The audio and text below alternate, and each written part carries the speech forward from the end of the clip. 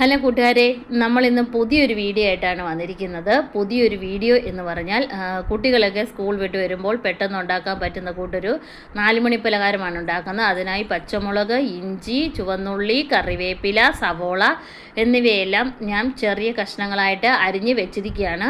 ഇത് നമ്മുടെ ഇഡലിക്ക് ദോശയ്ക്കൊക്കെ ഉണ്ടാക്കുന്ന മാവാണ്.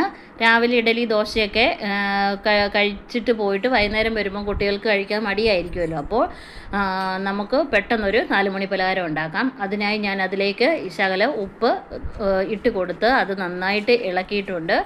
അതിനുശേഷം നമുക്ക് അരിഞ്ഞ് വെച്ചിരിക്കുന്നത് ഓരോന്നോരോന്നായിട്ട് ഇട്ട് കൊടുക്കാം. ഞാനിപ്പോൾ പച്ചമുളക് ഇട്ട് അത് കഴിയുമ്പോൾ ഇഞ്ചി ഇട്ട് കൊടുക്കുകയാണ്.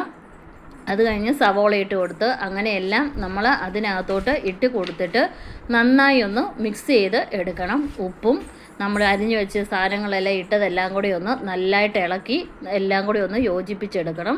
എന്നിട്ട് യോജിപ്പിച്ചതിന് ശേഷം നമുക്ക് ഉണ്ണിയപ്പമൊക്കെ ഉണ്ടാക്കുന്ന ഒരു പാത്രത്തിലാണ് ഞാനിത് ഉണ്ടാക്കാനായിട്ട് ഉദ്ദേശിക്കുന്നത്. അപ്പോൾ കുട്ടികൾക്കൊരു കൗതുകമായിക്കോളും, തിന്നാനും നല്ലൊരു രുചിയുണ്ട്. ഇങ്ങനെയാകുമ്പോൾ കറിയുടെ ഒന്നും ഒരു ആവശ്യമായിട്ട് വരുന്നില്ല. ഇങ്ങനെയാകുമ്പോൾ കുട്ടികൾ ചായയുടെ കൂടെയൊക്കെ പെട്ടെന്നത് കഴിച്ചോളും. അങ്ങനെ ഞാൻ അതെല്ലാം കൂടെ യോജിപ്പിച്ചു. അതിനുശേഷം ഉണ്ണിയപ്പച്ചട്ടി വെച്ചു. അതൊന്ന് ചൂടായി വന്നപ്പോഴത്തേനും കുറച്ച് എണ്ണ ഒഴിച്ചു കൊടുത്തു. എന്നിട്ട് നമ്മൾ വെച്ചിരിക്കുന്ന മാവൊന്ന് ഒഴിച്ചു കൊടുത്ത് ഓരോ ചെറിയ ചെറിയ ഇതിലായിട്ട് ഒഴിച്ചെടുത്ത് അങ്ങനെ നമ്മൾ ചെറിയൊരു പലഹാരം ഉണ്ടാക്കി. ഇതിന് ഞങ്ങൾ പട്ടു എന്നാണ് പറയുന്നത്. ചായയുമായി കുട്ടികൾക്ക് കൊടുക്കാം. എല്ലാവർക്കും വീഡിയോ ഇഷ്ടപ്പെട്ടെന്ന് കരുതുന്നു. എല്ലാവർക്കും താങ്ക് യു.